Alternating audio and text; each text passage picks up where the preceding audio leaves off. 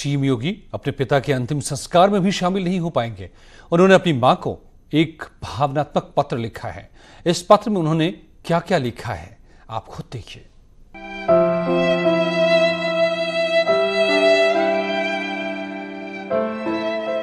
पिता के निधन पर सीएम योगी की चिट्ठी। बोले मां, मैं नहीं आ सकता। कहते हैं राजधर्म निभाना आसान नहीं होता। राजधर्म कड़ी परीक्षा लेता है। सीएम योगी पिता के अंतिम वक्त में उनसे नहीं मिल सके, लेकिन वो उनके अंतिम संस्कार में भी नहीं शामिल होंगे।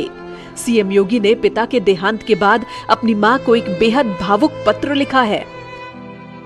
अपने पूज्य पिताजी के कैलाशवासी होने पर मुझे भारी दुख एवं शोक है।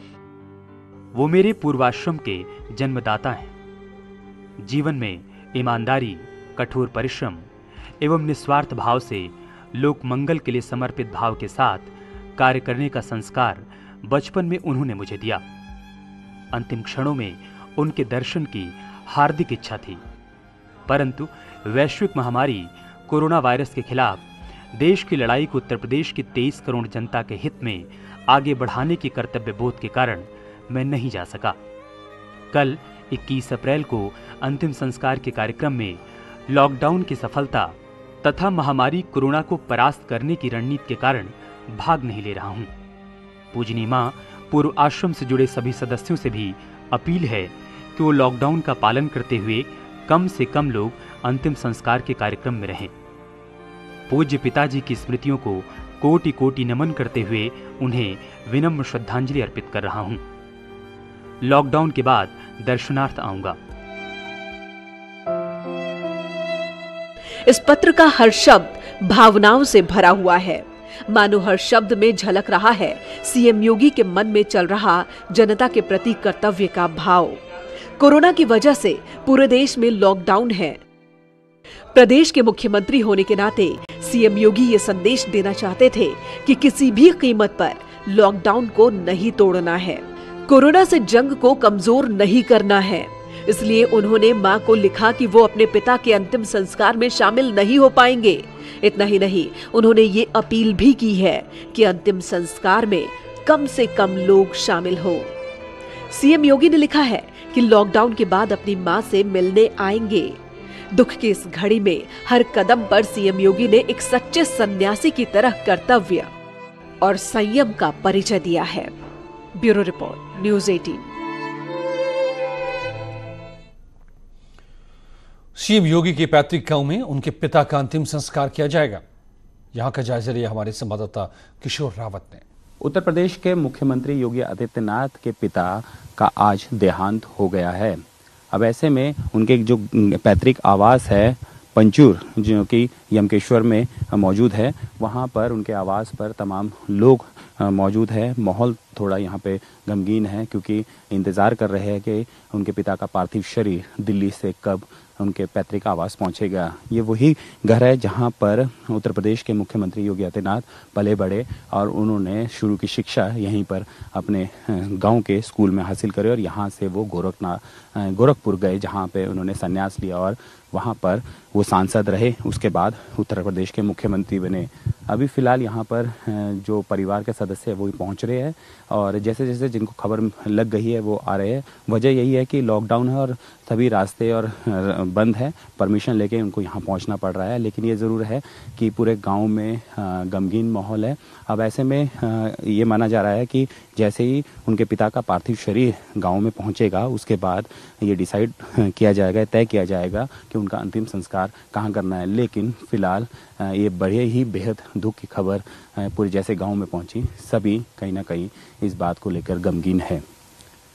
कैमरामैन अनिल रावत के साथ किशोर रावत, न्यूज़ 18, पंचूर गांव। और मेरे साथ इस वक्त जुड़े हुए हैं किशोर, खुद पंचूर गांव से, जहां होना है अंतिम संस्कार। जो गांव है योगी आदित्यनाथ का पहले आश्रम का गांव, जैसा कि उन्होंने अपने पत्र में लिखा है। अब तो वो सन्यासी हैं तो उनका अपना कोई गांव नहीं। मेरे साथ अनुपम त्रिवेदी, एडिटर उत्तराखंड, जुड़े हुए हैं। अनामिका सिंह लखनऊ से भी जुड़े हुए हैं। सबसे पहले अनुपम, आपसे समझना चाहिए पूरी प्रक्रिया किस तरह से आगे बढ़ेगी, कब तक पार्थिव शरीर कहां पहुंचेगा और कब अंतिम संस्कार किया जाएगा कल?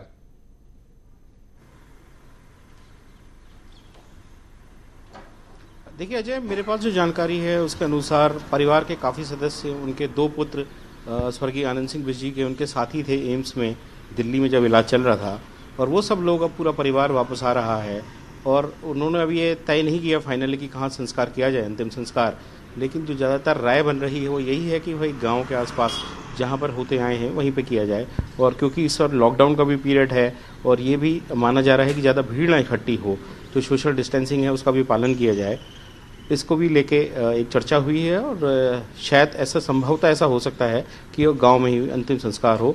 फिलहाल मैं आपको एक बात और बताना चाहूँगा कि ये 7 भाई बहनों का परिवार रहा है। स्वर्गीय आनंद बिष्ट का जो पुत्र पुत्रियाँ हैं कुल मिला के 7 थे। योगी आदित्यनाथ दूसरे नंबर के उनके पुत्र थे और उनका अपने पिता के साथ एक बड़ा इमोशनल रिश्ता रहा है, एक दोस्त का भी और एक पिता की तरह जो अनुशासन में रखते हैं अपने बच्चे को, उस तरीके का रिश्ता रहा है। 90 के दशक में जब योगी आदित्यनाथ गोरखनाथ पीठ के संपर्क में आए और ये उन्होंने शायद तय किया कि अब मैं संन्यास की राह लूँगा, उस समय भी जो पारिवारिक सूत्र कहते हैं कि उन्होंने ये बात अपने पिता से ही शेयर की थी और पिताजी ने इस पर थोड़ा सा एक रिजर्वेशन भी जताया था कि क्यों आप ऐसा कर रहे हो, लेकिन फिर धीरे धीरे पिता ने ही उन्होंने कहा चलिए ठीक है, आपने तय कर लिया, आप आगे चलिए।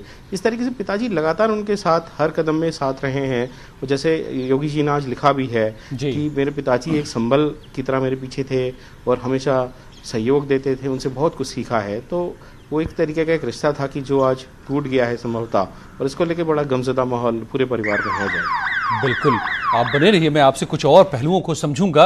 अनामिका, मैं आपसे यह समझना चाहूंगा, सीएम योगी आदित्यनाथ उत्तर प्रदेश के मुख्यमंत्री हैं, महंत हैं गोरक्षनाथ पीठ के, लेकिन एक पुत्र भी थे वो कभी एक पिता के, और जो आज इस दुनिया से चले गए हैं। ये घड़ी ऐसी होती है किसी भी पुत्र के लिए जो कितना भावुक करने वाला होता है, ये हमें कहने की जरूरत नहीं। लेकिन फिर भी योगी किस तरह जुटे रहे अपने काम में, मीटिंग के दौरान किस तरह उनको खबर मिली और उन्होंने तय किया कि वो अंतिम संस्कार में हिस्सा नहीं लेंगे।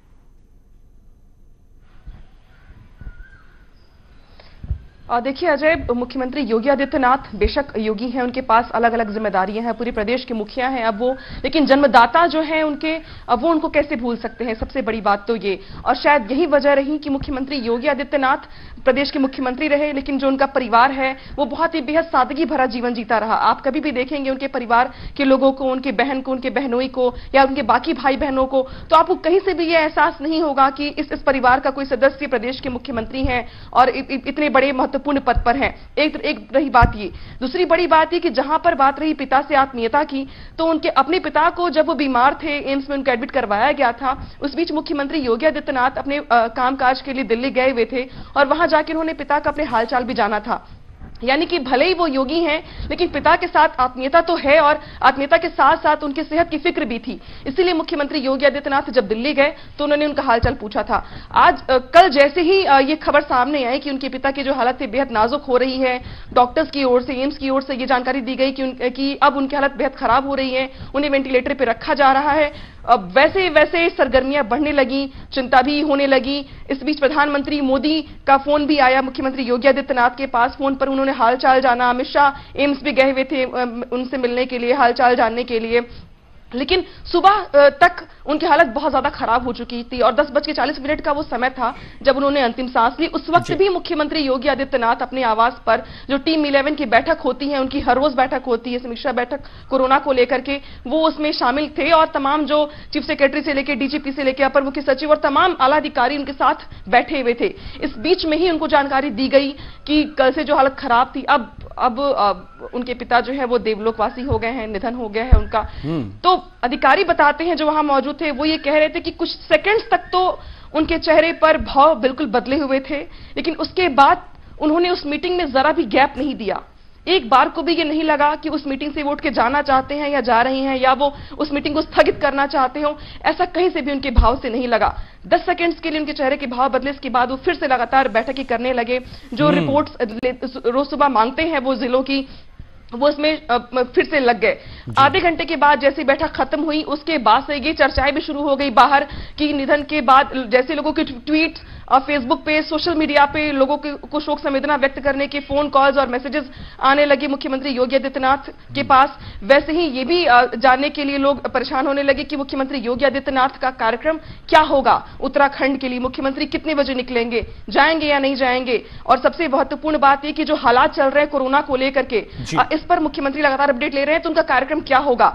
मुख्यमंत्री योगी आदित्यनाथ ने 2 ही घंटे के बाद यह साफ कर दिया एक पत्र के जरिए, जो उन्होंने बहुत ही भावुक पत्र लिखा है अपनी मां को, उसमें उन्होंने साफ कर दिया कि कर्म योगी हैं वो, और एक धर्म तो है जो पुत्र का है, लेकिन उससे भी जो बड़ा धर्म है वो ये है कि उनके पास पूरे प्रदेश की जिम्मेदारी है, राजधर्म है उनके पास, जिसका पालन करना बेहद जरूरी है। और इसीलिए उन्होंने ये बोला कि बाद में वो आएंगे, लेकिन फिलहाल वो दाह संस्कार में नहीं आ पाएंगे, नहीं जाएंगे। यही योगी को योगी के कर्मयोगी वाले चेहरे को सामने रखता है। योगी है आदित्यनाथ, और योगी का मतलब संसार छोड़ना नहीं, संसार से ऊपर उठ जाना होता है, मोह से ऊपर उठ जाना होता है, और ये आज उन्होंने साबित कर दिया है। पिता जो उनके दोस्त की तरह थे, बहुत करीब थे, फिर भी आज वो नहीं जा रहे अंतिम संस्कार में। ये अपने आप में बहुत विरला तस्वीर है। किशोर, आप उस गांव में मौजूद हैं जहां रहते रहे आनंद बिष्ट, योगी आदित्यनाथ जी के पिता। लोग क्या उम्मीद कर रहे थे, योगी आएंगे, लोग क्या कुछ इस पर बात कर रहे हैं, कब तक यहां पर पार्थिव शरीर पहुंचेगा?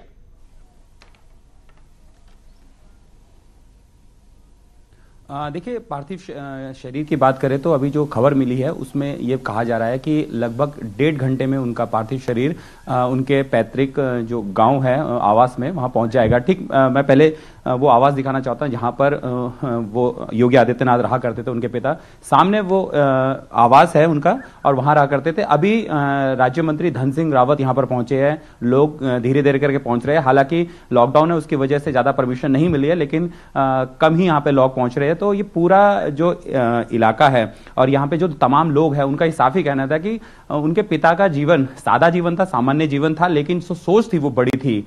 जब तक वो अपने पद पे रहे तो उन्होंने बहुत सारे यहाँ के युवाओं को नौकरियां लगाई। उनके घर कोई अगर जाता था तो उनकी समस्याओं को दूर करते थे। तो कहीं ना कहीं यहाँ पर पूरे गांव में जिसे कहते हैं कि जीवट व्यक्ति की तरह रहते थे। हमारे साथ यहाँ पर लोग मौजूद है, ग्रामीण।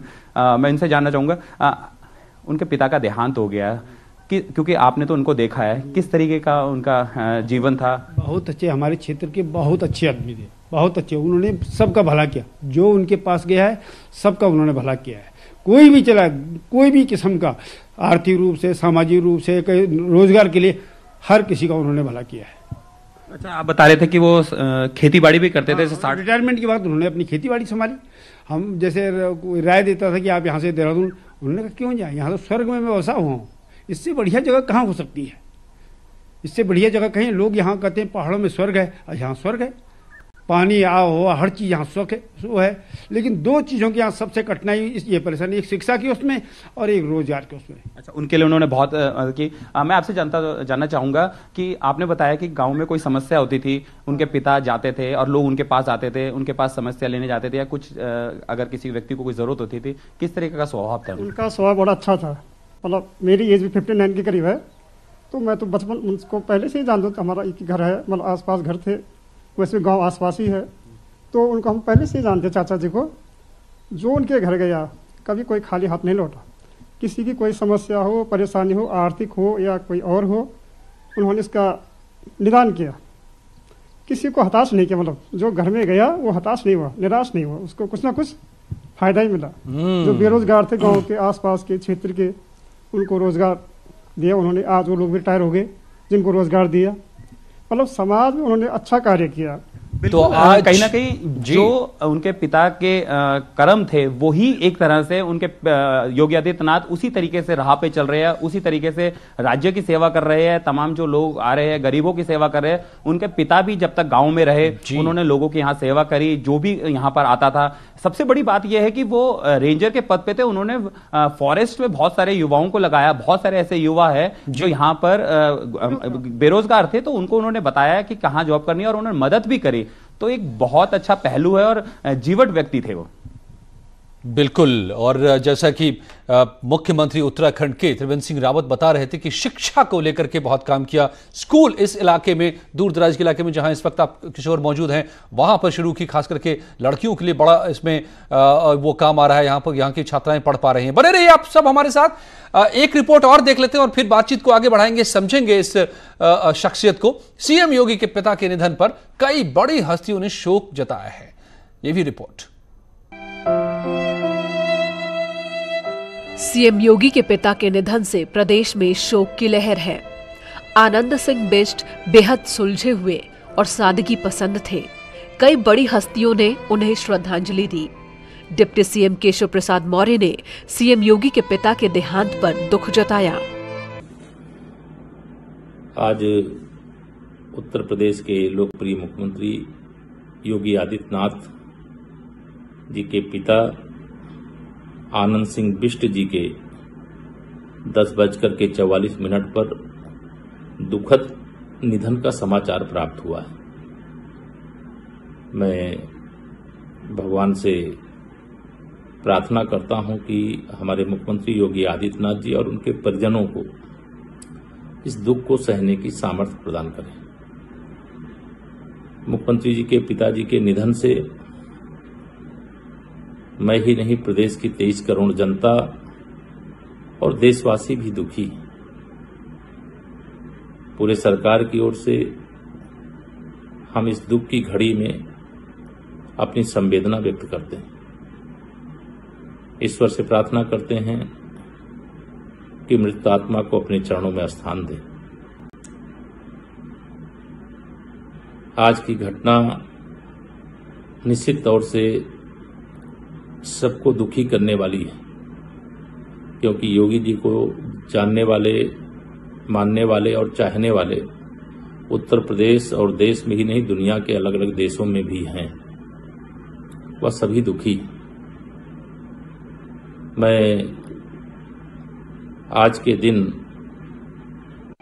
डिप्टी सीएम दिनेश शर्मा ने ट्वीट करते हुए कहा, उत्तर प्रदेश के मुख्यमंत्री योगी आदित्यनाथ जी के पिता श्री आनंद सिंह बिष्ट जी के दुखद निधन पर मेरी गहरी संवेदनाएं। ईश्वर से प्रार्थना है कि वो दिवंगत आत्मा को शांति प्रदान करे। वहीं बीएसपी सुप्रीमो मायावती ने भी ट्वीट कर संवेदनाएं व्यक्त की। उन्होंने कहा, उत्तर प्रदेश के मुख्यमंत्री योगी आदित्यनाथ के पिता श्री आनंद सिंह बिष्ट के इलाज के दौरान दिल्ली के एम्स में मौत की खबर बेहद दुखद है। कुदरत इनके परिवार को ये दुख सहन करने की शक्ति प्रदान करे। वहीं समाजवादी पार्टी के अध्यक्ष अखिलेश यादव ने ट्वीट करते हुए लिखा, प्रदेश के मुख्यमंत्री योगी आदित्यनाथ जी के पिता के देहावसान पर भावभीनी श्रद्धांजलि। केंद्रीय मंत्री पीयूष गोयल ने ट्विटर पर लिखा, योगी आदित्यनाथ जी के पिता के निधन का दुखद समाचार मिला। ईश्वर उन्हें मोक्ष प्रदान करे और परिवार को ये दुख सहन करने की शक्ति दे। मेरी संवेदनाएं उनके साथ हैं। Bureau report, news 18। जी हाँ, अनुपम हमारे संवाददाता जुड़े हुए देहरादून से भी। अनुपम, इस बात को कई लोग हो सकता है कि नहीं समझ पाए कि एक पिता के अंतिम संस्कार में पुत्र कैसे नहीं शामिल हो सकता है, मगर वो एक योगी भी हैं, ये भी समझना होगा।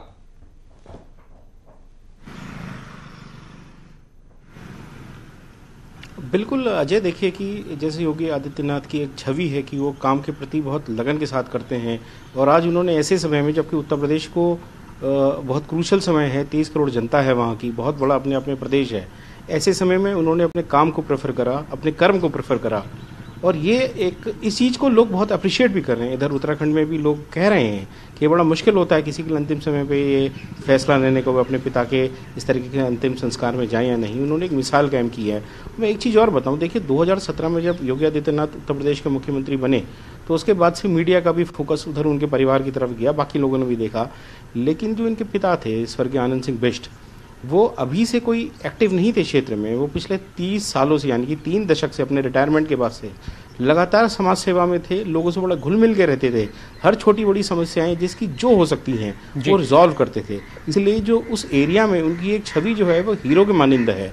और जैसे किशोर ने किसी ग्रामवासी से बात कराई, उनका कहना था कि भाई लोगों ने उनसे कहा कि आप शहर की तरफ क्यों नहीं जाते, अब रिटायर हो गए, आप देहरादून की तरफ जाइए, किसी शहर की तरफ माइग्रेट होइए। लेकिन उन्होंने कभी नहीं वो गए। उन्होंने कहा नहीं, जो भी है मैं इसी ग्रामीण परिवेश में रहना चाहता हूँ और जो कुछ भी हो सकता है मैं यही करूँगा। तो इस तरीके की एक सिंप्लिसिटी उनके व्यवहार में थी। वही उनके, मुझे लगता है कि वही उनके परिवार में, वो इनके बच्चों में भी आई है। अजय, बिल्कुल साफ तौर पे, और ये दिखाई दे रहा है कि आज हर कोई इसी वजह से दुखी है वहां पर, उस गांव से लेकर पूरे देश प्रदेश में। और दूसरी तरफ उनके उस पुत्र को देखिए योगी आदित्यनाथ को देखिए, जो योगी तो रहे ही हैं, समाज के लिए समर्पित तो रहे ही हैं, कर्मयोगी भी हैं। ये भी आज साफ कर दिया उन्होंने। कोरोना से जंग लड़ रहे हैं, पिता के अंतिम संस्कार में अभी नहीं हिस्सा लेंगे, बाद में आकर दर्शन करेंगे माता का। कर्मयोगी योगी आदित्यनाथ की ये गाथा कह सकते हैं। जारी है इन खबरों का सिलसिला।